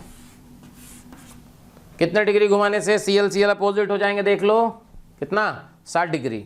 60 डिग्री नहीं, कितना घुमाना पड़ेगा, 120 घुमाना पड़ेगा। क्या भाई, चेक करो, इधर लाना है ना, PH CH3 Cl, ये तो ऐसे रहने दो। देखो इसको इधर ले आओ तो इधर आ गया Cl, ये PH यहाँ आ जाएगा, ये CH3। क्या दिख रहा है, क्या ट्रांस दिख रहा होगा, देखो दिख रहा है ट्रांस, अपोजिट अपोजिट। यानी final answer PH CH3, check करो, यहाँ PH यहाँ CH3, क्या ट्रांसफॉर्म दिख गया, ट्रांस। ये देखो कहानी समझ में आई। देखिए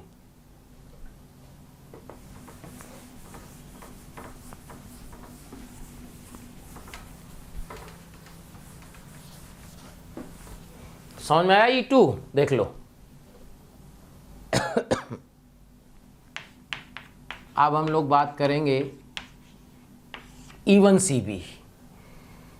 E1CB का मतलब होता है conjugate base unimolecular elimination reaction. Conjugate base unimolecular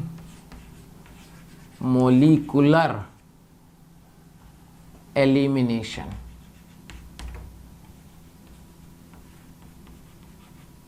ये देखिए conjugate base unimolecular elimination reaction. इसकी कंडीशन क्या है, कब पता चलेगा कि E1CB है कि नहीं, पता ही नहीं चलता लोगों को। सबसे पहली बात ये है जो लीविंग ग्रुप है, leaving group should be poor. सबसे इंपॉर्टेंट कॉन्सेप्ट ये है कि leaving group should be poor, यानी लीविंग ग्रुप बहुत अच्छा नहीं होना चाहिए। कौन से होने चाहिए, F minus, OH minus, RO minus, NH2 minus, NR3। ये सब जब लीविंग ग्रुप होंगे तो E1CB होगी। देख लो। अब घर की बात बताएं, लोगों को केवल इतना ही पता है बस, सच में केवल लोगों को इतना ही पता है कि अगर ये लीविंग ग्रुप हो गए तो E1CB होगी, जबकि ऐसा नहीं है। केवल इतने से E1CB नहीं होती। इसका दूसरा पॉइंट भी है। दूसरा पॉइंट क्या है कि फॉर E1CB, ध्यान सुनिएगा, E1CB लीविंग ग्रुप के रेस्पेक्ट में जो बीटा कार्बन होगा, beta carbon with respect to leaving group must be directly attached with electron withdrawing group। अच्छा, इलेक्ट्रॉन विड्रॉइंग में भी -I वाले नहीं, -M वाले जो रेजोनेंस से इलेक्ट्रॉन विड्रॉ करते हो तभी E1CB होती है। लेकिन लोग इतने से ही काम चला लेते हैं, और क्योंकि एक्चुअली में एग्जाम में क्वेश्चन आए नहीं, आएगा तब गलत होगा। देख लो तो beta carbon with respect to leaving group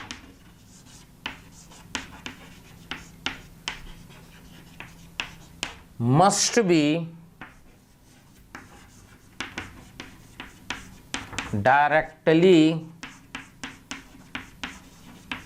attached with -M group।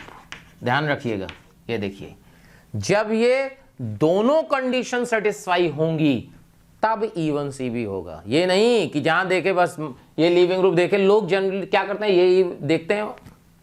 देख लीजिए अब जो है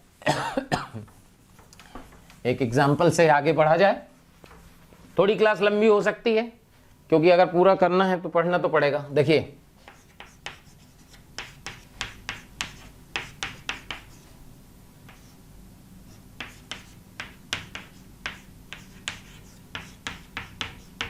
ये देखिए, अब इसमें अगर अपन NaOH हीट कर दें तो जो प्रोडक्ट आता है CH3CO CH double bond CH CH3, ये एग्जाम्पल है E1CB का। देखिए कैसे, देखिए मैकेनिज्म कैसे हुई इसकी E1CB की। सो अगर हम इसमें मैकेनिज्म की बात करें कि यार इसकी मैकेनिज्म कैसे हुई, क्या हुआ, तो देखो ये OH है और यहां से H निकलेगा तभी तो डबल बॉन्ड आएगा। अच्छा OH क्या है, पोल लीविंग ग्रुप, अलग ही नहीं होगा। तो होता क्या है एग्जैक्टली में कि जब इसमें OH माइनस की रिएक्शन होती है, NaOH है ना भाई, तो OH माइनस इसमें एसिडिक हाइड्रोजन निकालता है, ये अल्फा ये बीटा, ये देखो, और इससे लगा है ये ग्रुप। तो सबसे पहले एसिड बेस रिएक्शन होके ये निगेटिव बनता है। अब आपको समझ में आ रहा होगा कि दूसरा पॉइंट हमने क्यों बताया था, क्योंकि कार्बेनाइन बनेगा तब ना जब स्टेबल होगा, और स्टेबल कब होगा? जब उसमें -M वाला ग्रुप लगा होगा। देखो पहला स्टेप ये है, और दूसरा स्टेप जो होगा ये क्या होगा? ये अलग हो जाएगा क्योंकि ये प्लस आई इफेक्ट इसको हटा देगा। तो यहां से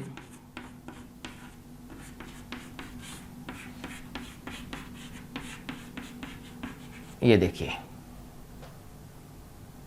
क्लियर,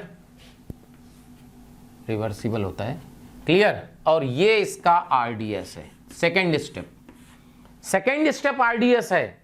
तो यूनिमोलिकुलर क्यों है? क्योंकि इसकी मोलिकुलरिटी 1 है आरडीएस स्टेप की। कभी ये मत कहते ना कि E1CB का ओवरऑल मोलिकुलरिटी 1 है, ओवरऑल ऑर्डर 1 है, सब गलत हो जाएगा।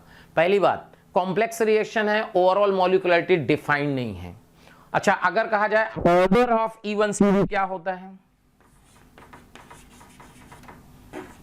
ऑर्डर ऑफ E1CB, पहली बात यहां E1 का जो मतलब होता है E1, E2, SN1, SN2, ये ऑर्डर डिफाइन नहीं करता, ये डिफाइन करता है आरडीएस की मोलिकुलरिटी को। ओवरऑल रिएक्शन की मोलिकुलरिटी की नहीं, आरडीएस की मोलिकुलरिटी को। ऑर्डर ऑफ E1CB होता है सेकंड, फर्स्ट नहीं होता। क्यों? क्योंकि इसका तो ऑर्डर 1 है, बट ये तो इंटरमीडिएट है ना, इसको थोड़ी ना लिखोगे। इसको जब रिएक्टेंट में ले जाओगे तो ऑर्डर क्या हो जाएगा? सेकंड। देख लो,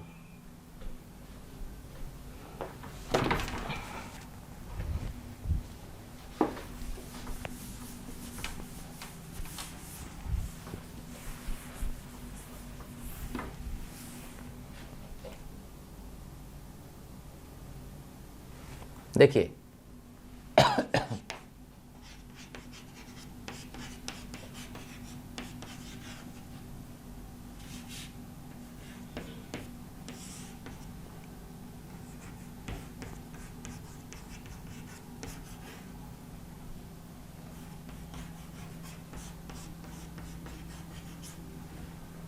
ये देखिए, ये रिएक्शन लिखिए, और तुमसे कहा जाए कि बताओ ये E1, E2, E1CB में क्या है, तो खट से लोग पता क्या कहेंगे? अरे ये तो E1CB है। नहीं, ये E2 ही है। ये क्या है? E2। वैसे तो रिएक्शन ही नहीं होती, लेकिन अगर प्रोडक्ट दिया है तो हम E2 कहेंगे, क्योंकि इसका ये कोई कार्बन नहीं है जिसमें एसिडिक हाइड्रोजन हो। यहां से अगर H- बनता तो E1CB होती, बट H+ निकल के C- बनना चाहिए, C- बन ही नहीं सकता, इसलिए कोई E1CB नहीं है, ध्यान रखना। क्लियर? E1CB का कॉन्सेप्ट बताया ना, दोनों सेटिस्फाई करेंगे तब E1CB होगा। क्लियर?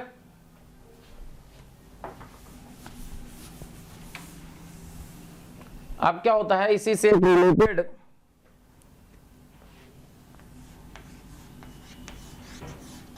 Hoffmann elimination reaction.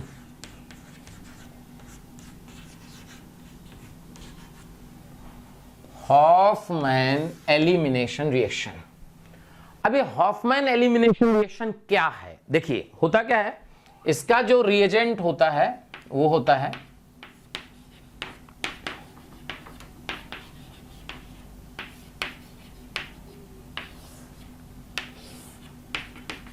आपने पढ़ा होगा, और इसमें कोई ये नहीं है, बस सिंपल क्या करना है, हीट। स्टार्टिंग ये होता है, हीट कर दो तो क्या मिलता है इससे मिलता है आपको alkene plus tertiary amine, alkene plus tertiary amine. और आपको बता दें,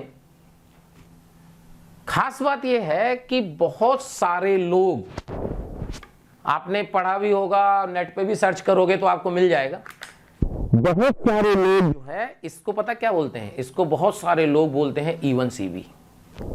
क्या बोलते हैं? E1CB। जबकि आपको सच्ची बात बताई जाए तो ये E1CB नहीं है। क्यों नहीं है अभी आपको समझ में आ जाएगा कि ये E1CB क्यों नहीं है। तो बाद में समझिएगा इसमें एग्जैक्टली में क्या होता है कि यहां पे देखिए, अगर कोई एग्जांपल ले लें,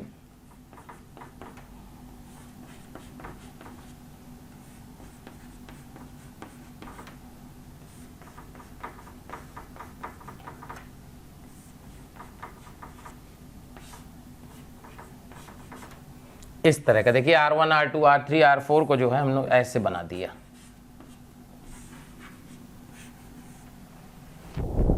ध्यान से सुनिएगा। अब E1CB कैसे हो सकता है? E1CB पता है इन लोगों ने कैसे E1CB इसको बता दिया, क्योंकि इसमें NR3 जो है वो लीविंग ग्रुप है, केवल NR3 लीविंग ग्रुप है, इसलिए E1CB हो जाएगा। ऐसा तो पॉसिबल ही नहीं है भाई, ये तो हो ही नहीं सकता।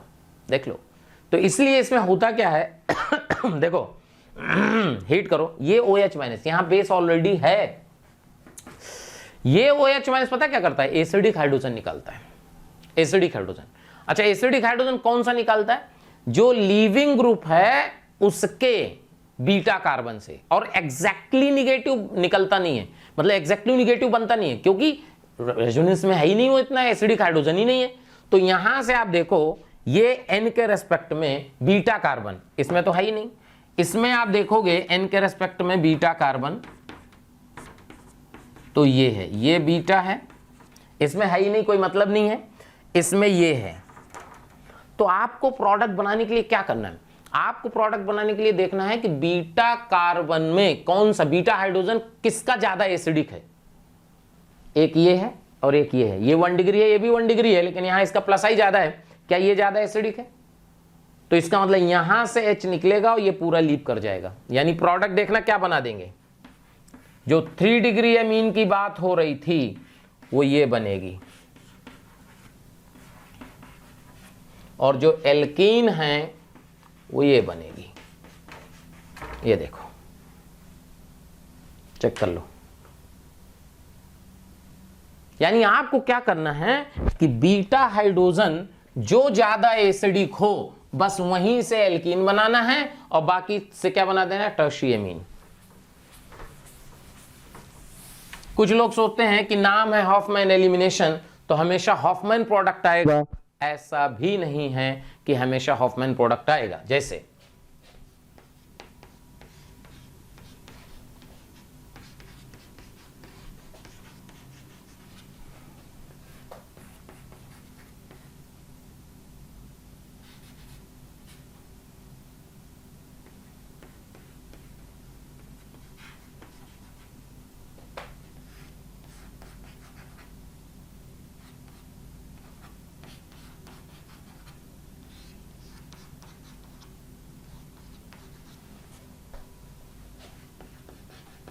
ये देखिए,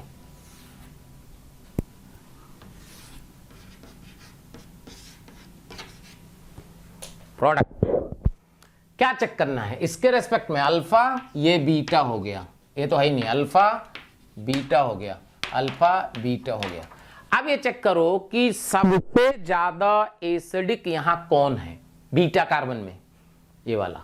क्यों? क्योंकि यहां H+ हटाओगे, नेगेटिव चार्ज रेजोनेंस में है, इसका मतलब इधर से एल्कीन और पूरा टर्शियरी एमीन, काम खत्म। देखो एक लाइन में आंसर, यानी NCH2 CH2 CH3 CH3 CH2 whole thrice PH, और साथ में बना PH CH double bond CH2। ये देखो, ये रेजोनेंस स्टेबलाइज्ड एल्कीन है, हमेशा हॉफमैन एल्कीन बने ऐसी कोई गारंटी नहीं है। देख लो, समझ में आ गया कॉन्सेप्ट क्या है? बीटा हाइड्रोजन की एसिडिक स्ट्रेंथ, और ये E1CB नहीं है, ये E2 ही है। वैसे इसका अलग नाम है E2 एनायन, बट वो अपने तुम्हारे सिलेबस में नहीं है ना। किसी को ज्यादा पढ़ना हो तो जेरी मार्च में दिया है E2 एनायन, ये E1CB नहीं है, पक्का है, देख लो।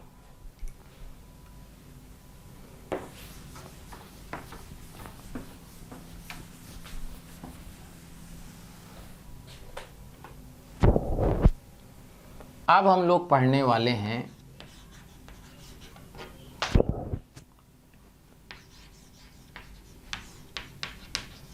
Dehydration of alcohols. So dehydration of alcohol, dehydration of alcohol की बात करें तो इसमें E1 से भी कुछ होता है, कुछ E2 से भी होता है, कुछ E1CB से भी होता है। तो देखिए होता क्या है कि डिहाइड्रेशन का मतलब होता है वाटर का एलिमिनेशन। तो E1 एलिमिनेशन की एलिमिनेशन तो है ये, तो E1 एलिमिनेशन, या ये कहें कि डिहाइड्रेटिंग एजेंट। तो डिहाइड्रेटिंग एजेंट, जो भी डिहाइड्रेटिंग एजेंट होंगे, समझिएगा, अगर E1 के हैं तो कार्बोकैटायन बनेगा, E2 है तो कार्बोकैटायन नहीं बनेगा, E1C भी है तो कार्बेनाइन बनेगा। तो देखिए कंसंट्रेटेड H2SO4, ठीक है, कंसंट्रेटेड H3PO4 KHSO4 हीट, ये जो तीन होते हैं ये ध्यान रखिएगा ये E1 के काम आते हैं, E1 डिहाइड्रेशन, यानी इनकी प्रेजेंस में हमेशा कार्बोकैटायन बनेगा। फिर होता है आपका P2O5 heat, POCl3 heat, Al2O3 heat, इन तीनों से आपका E2 एलिमिनेशन होगा। क्या होगा? E2। और एक जो है यह है THO2 हीट, इससे होगा आपका E1CB एलिमिनेशन। देख लीजिए ये डिहाइड्रेटिंग एजेंट है, किन की प्रेजेंस में E1 डिहाइड्रेशन है, किसमें E2 है, किसमें E1CB है। आपको बात समझ में आई?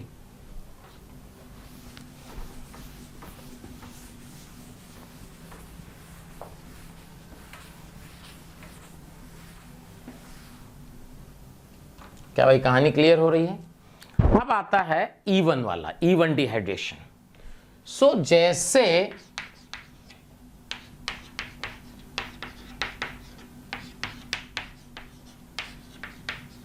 ये देखिए ये सेकेंडरी ब्यूटाइल अल्कोहल है, और अगर इसमें हम कंसंट्रेटेड H2SO4 हीट लिख दें तो इसका जो प्रोडक्ट बनेगा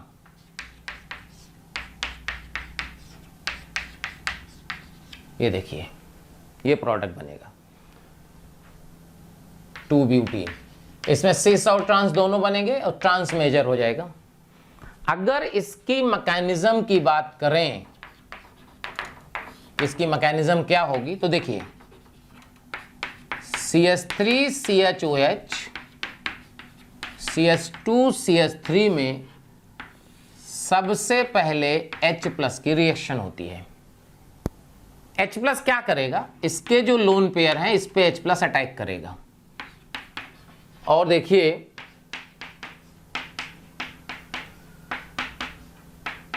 पहला स्टेप ये बना, ये देखिए वाटर लीप करेगा तो यहां से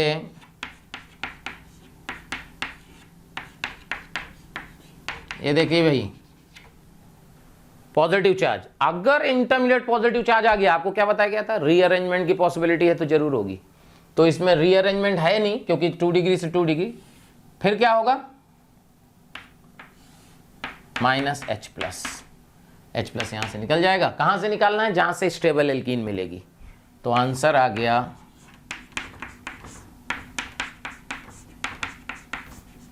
पॉसिबल पूछा होता तो यहां से भी निकाल सकते थे। ये मेजर प्रोडक्ट है, देख लीजिए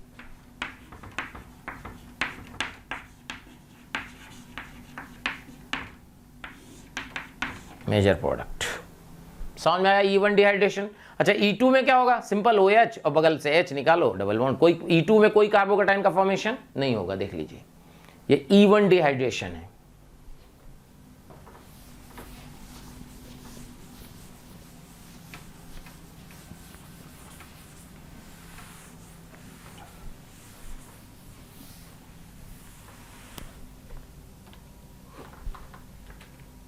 क्या कहानी क्लियर हो रही है? देख लीजिए, जैसे और क्वेश्चन देखना है। अच्छा रेट ऑफ डिहाइड्रेशन क्या होगा,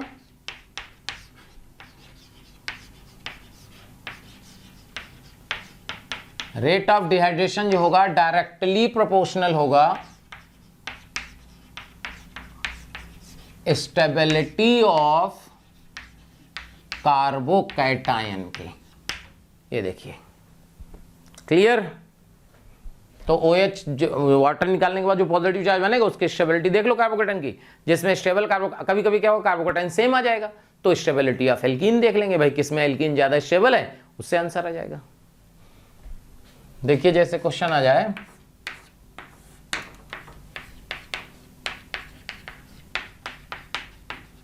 ये देखिए, अगर इसमें कंसंट्रेटेड H2SO4 हीट लिख दिया जाए तो प्रोडक्ट देख लीजिए क्या आएगा। देखिए इसका जो प्रोडक्ट आएगा क्या, देखो पहले H+ अटैक किया, पहले अगर H+ अटैक किया तो क्या बना, ध्यान से देखिएगा, गड़बड़ मत करिए। ये देखिए क्लियर, 2 डिग्री कार्बोकैटायन है, इसमें क्या हो जाएगा, रीअरेंजमेंट हो जाएगा। क्या हो जाएगा, रीअरेंजमेंट, यहां प्लस यहां, याद है ना, तो ये माइनस यहां चला गया, यानी ये 6 कार्बन की रिंग हो गई, 6 कार्बन। और यहां से ये देखिए क्लियर, फिर इसमें 1,2 हाइड्राइड शिफ्ट हो जाएगी, जिससे ये बन जाएगा, ये देखिए, और इससे H+ निकल जाएगा, स्टेबल एल्कीन क्या बनेगी, चेक करो, ये देखिए। तो इसका फाइनल प्रोडक्ट जो है वो ये है।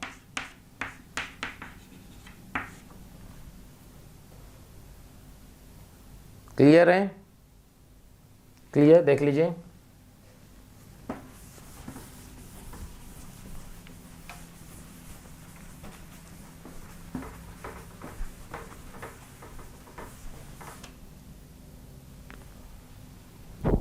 क्या भाई बात समझ में आ रही है, कोई डाउट हो तो देख लीजिए। क्लियर, अब देखिए ऐसे मान लीजिए क्वेश्चन आया,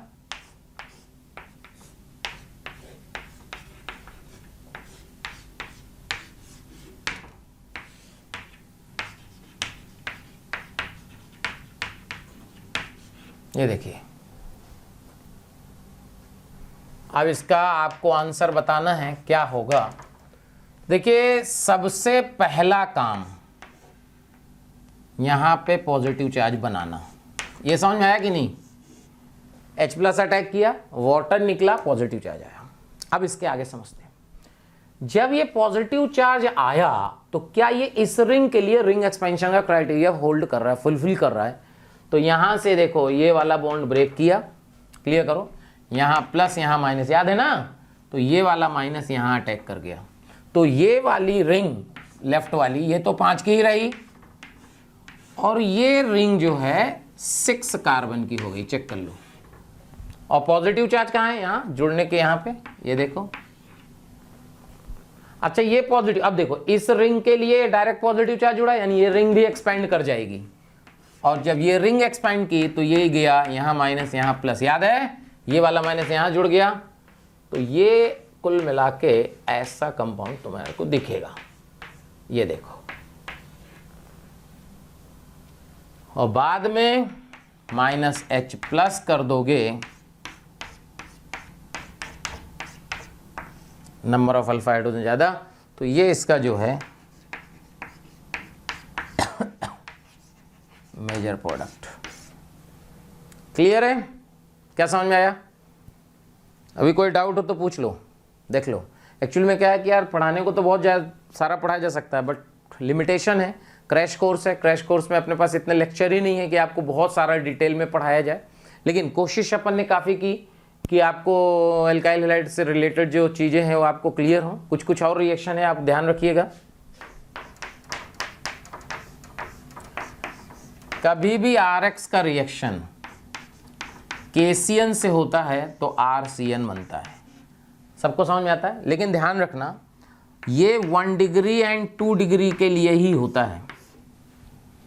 अगर RX KCN लिखा हो और ये 3 डिग्री हो तो एल्कीन बन जाएगी, और ये होता है E2 एलिमिनेशन, क्योंकि जनरली लोगों को क्या होता है RX KCN RCN, CN minus base है, बेस की प्रेजेंस, स्ट्रॉन्ग बेस की प्रेजेंस में क्या हो जाता है E2 एलिमिनेशन, इसलिए ये याद रखना, नहीं तो फिर गड़बड़ हो जाएगा।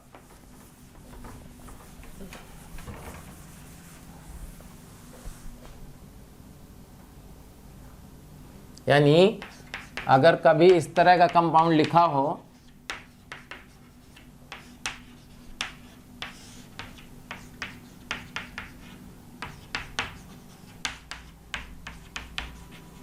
ये देखो, समझ में आया। दूसरा, RX में अगर AgCN लिखा हो तो RNC इसका मेजर प्रोडक्ट होता है। क्यों? क्योंकि ये Ag से कार्बन बॉन्डेड होता है, तो ये N का लोन पेयर इसमें अटैक करता है। देखो, RX में रिएक्शन अगर AgNO2 की हो, क्लियर, तो AgNO2 में क्या होता है, O से बॉन्डेड होता है Ag, तो और N का लोन पेयर ज्यादा न्यूक्लियोफाइल है, तो इससे मिलता है आपको RNO2। ये ध्यान रखना, मेजर। ये देखो,